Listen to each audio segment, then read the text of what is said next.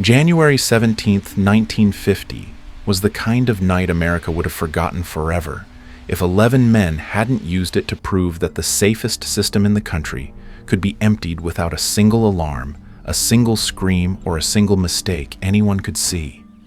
Boston went to sleep believing order was intact, that money stayed where it was supposed to stay, that security meant certainty. By morning, over $1.5 million in cash, more than $30 million by today's standards, was simply gone, lifted from a fortress designed to make theft mathematically impossible. No vault blown open, no guards shot, no panicked witnesses running into the street. Just silence, confusion, and a question that would haunt investigators for years. How do you catch criminals who leave nothing behind but absence? What made this crime terrifying wasn't the money or even the precision, it was the implication. If this could happen here to a building engineered to resist every known threat, then the weakness wasn't steel or locks or walls. The weakness was human. Because this wasn't a robbery fueled by desperation or chaos. It was patient, surgical, slow. Months of watching, waiting, learning how people move when they think no one is paying attention. In less than 35 minutes, the crew executed a plan so clean it looked like the money had never existed at all. And for nearly 6 years afterward, it seemed like they had won. No arrests, no charges, no confessions. Just time ticking toward a legal deadline that promised total freedom. But perfect crimes don't collapse because of bad planning. They collapse because time doesn't just test systems, it tests loyalty. And eventually someone always breaks. What made the Brink's robbery extraordinary wasn't speed or violence, it was restraint. The men behind it understood something most criminals never learn. Real security doesn't live in vault doors or steel walls, it lives in patterns, and patterns are human. The Brink's building was famous precisely because it projected certainty.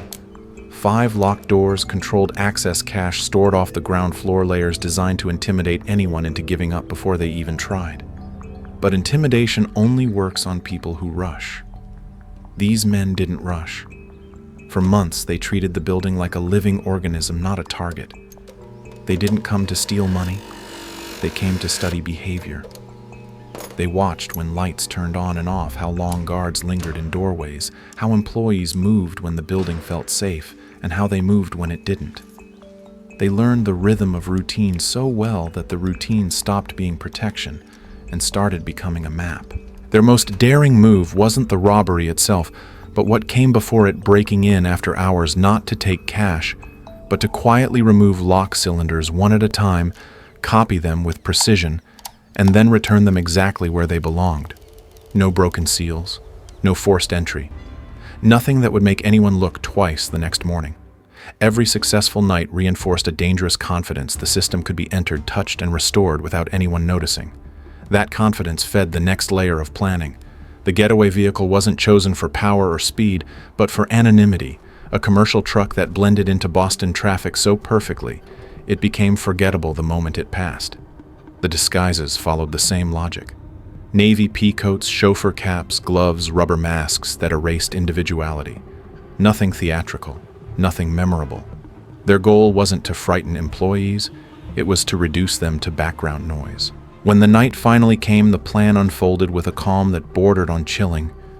Movements were deliberate voices, minimal actions rehearsed until hesitation had been engineered out of the process. In less than 35 minutes, bags were filled, routes followed, roles executed exactly as designed.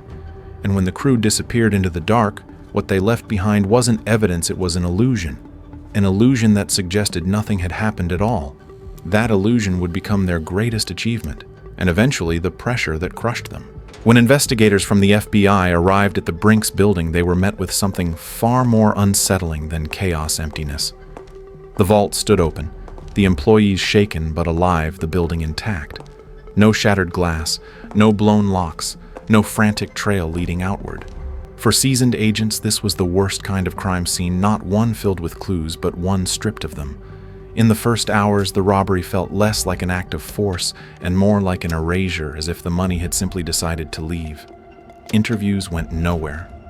The employees could offer only fragments, masked, men-controlled movements, almost no words spoken. Professionals, they said. The kind who don't panic and don't improvise. That single description changed the tone of the investigation. This wasn't about chasing desperate criminals. It was about dismantling discipline. Physical evidence yielded little. A discarded mask, tape used to bind hands, one hat. Even the firearms mentioned by witnesses later recovered from the muddy edges of the Mystic River were so corroded they were functionally useless. Dead ends stacked up fast, and with them pressure. Brinks posted a staggering reward. Tips poured in. Most were noise. But buried inside the static were patterns that wouldn't go away. A green commercial truck reported near the building. Parts recovered months later at a distant dump. Names that kept resurfacing not because of proof, but because of proximity to each other, to past crimes, to silence. The investigation slowly pivoted from objects to behavior. Agents began mapping timelines instead of fingerprints, comparing alibis minute by minute. What emerged was subtle but disturbing. Around the same narrow window between roughly 700 and 7:30 p.m., multiple suspects independently claimed to have changed locations. One left home. Another stopped drinking. Another went for a walk. Each story sounded plausible in isolation. Together they formed a void exactly where the robbery occurred. It wasn't evidence in the traditional sense, but it was gravity. At the same time, letters began to surface written from prison cells and city apartments, linking the same small circle of men long after the crime. Requests for money, updates, quiet pressure disguised as friendship. To the FBI, these weren't casual exchanges, they were stress fractures. The clock made everything worse. Federal charges were limited by a 3-year statute of limitations. The state allowed 6. Every unanswered question burned time, and time favored the thieves. As months turned into years, the case refused to die, but it also refused to break. Agents understood the truth long before they could prove it. This crime would not be solved by discovery. It would be solved by erosion, by waiting long enough for loyalty to thin, for fear to metastasize, for one man to decide that silence cost more than speaking. Time did what interrogations could not. As the months stretched into years, the robbery stopped feeling like a triumph and started feeling like a sentence that never ended. The money existed, but it couldn't be used freely. Spending too much invited questions. Spending too little bred resentment. What had once bound the crew together, discipline, patience, shared risk, slowly turned inward. Some men aged quietly into the background, clinging to the original agreement. Stay invisible, stay silent. Survive the clock. Others couldn't. Old habits resurfaced. Smaller crimes followed, dressed up as harmless road trips, but they carried the same fatal flaw: attention. Arrests came, then prison time, and with prison came isolation. From behind bars, letters began to circulate again, their tone shifting from friendly updates to thinly veiled demands. Help with legal fees, reminders of shared history, hints of consequences if loyalty wavered. Most of those letters went unanswered, and that silence was louder than any threat. It signaled something dangerous, that the group was no longer a unit, but a hierarchy, and someone was at the bottom. Paranoia crept in. Every unanswered knock felt loaded. Every unfamiliar car felt deliberate. Trust eroded, not all at once, but in small, corrosive moments. Then the violence arrived, abrupt and unmistakable. A kidnapping shattered the illusion that internal disputes could be managed quietly. Assassination attempts followed, first clumsy, then chillingly close. Bullets tore through windshields. Blood spilled where money once had. These were not acts of profit. They were acts of containment, desperate efforts to seal a secret that was already leaking. Fear replaced patience. Survival replaced planning. And in that shift, the original strength of the operation collapsed. The men had built a perfect crime on the assumption that everyone would wait. But time doesn't just test systems, it tests people unevenly. Some can endure pressure, others fracture. From the outside, investigators saw what they had been waiting for: instability. The robbery was no longer frozen in the past, it was actively damaging the present. Each violent act narrowed the field, not by revealing facts, but by revealing fear. And fear is loud. It changes how people move, who they talk to, what they demand. By now, the statute of limitations was no longer a distant horizon. It was a countdown everyone could feel. For those still free, every day was a calculation. For those behind bars, every day was a reminder of who had been abandoned. The crime had stopped being about money years ago. It was about control resentment and the unbearable weight of waiting. Somewhere inside that pressure cooker, the investigators knew a decision was forming. Not a mistake, a choice. And once that choice was made, the silence that had protected the crew for nearly 6 years would finally collapse under its own weight. The end did not arrive with sirens or gunfire. It arrived quietly, the way all long conspiracies end, when exhaustion finally outweighs loyalty. By early 1956, the clock that had protected the crew for nearly 6 years was no longer theoretical. It was measurable. Days mattered now. Every sunrise brought them closer to legal freedom, and every sunset carried the risk that someone would crack before they got there. The pressure was uneven, and that was the flaw no plan could correct. One man had survived prison violence, abandonment, and the slow realization that the people he had protected were prepared to let him rot. Loyalty, once a shared value, had become a one-way obligation. On January 6th, he sat down with agents from the FBI and did the unthinkable. He spoke. Not dramatically, not emotionally, just enough. Names, roles, confirmations.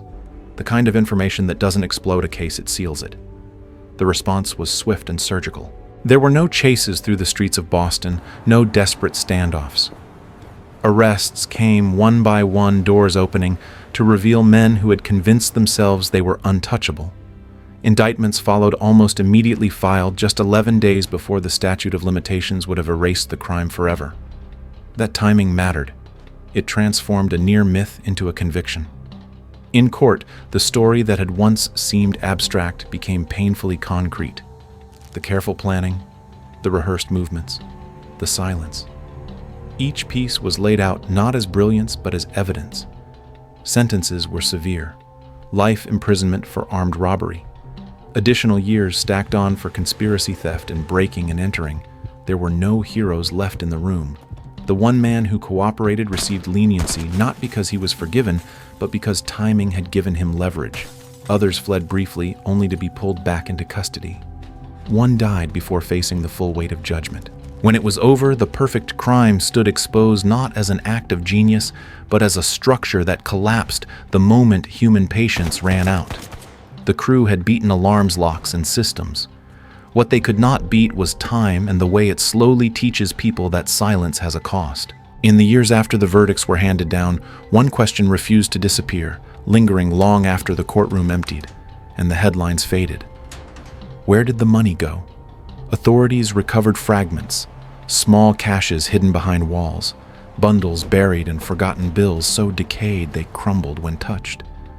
But the overwhelming majority of the cash simply never resurfaced. More than $1 million vanished into time, untouched by evidence lockers or bank ledgers transformed from physical currency into rumor. That absence became part of the story's power. The great Brink's robbery wasn't remembered because everything was solved. It endured because something remained unresolved. Investigators closed the case, but history left it slightly ajar. Over time, the robbery evolved from a criminal proceeding into a cultural artifact studied not for how it succeeded, but for why it ultimately failed. Law enforcement agencies began treating it as a lesson in behavioral erosion, a demonstration that the most sophisticated operations don't collapse under pressure from outside forces, but under the slow grind of internal imbalance. Trust, once broken, cannot be rebuilt on a timetable. For the public, the story took on a different life. It fed America's enduring fascination with intelligence, discipline, and rebellion against systems that claim perfection.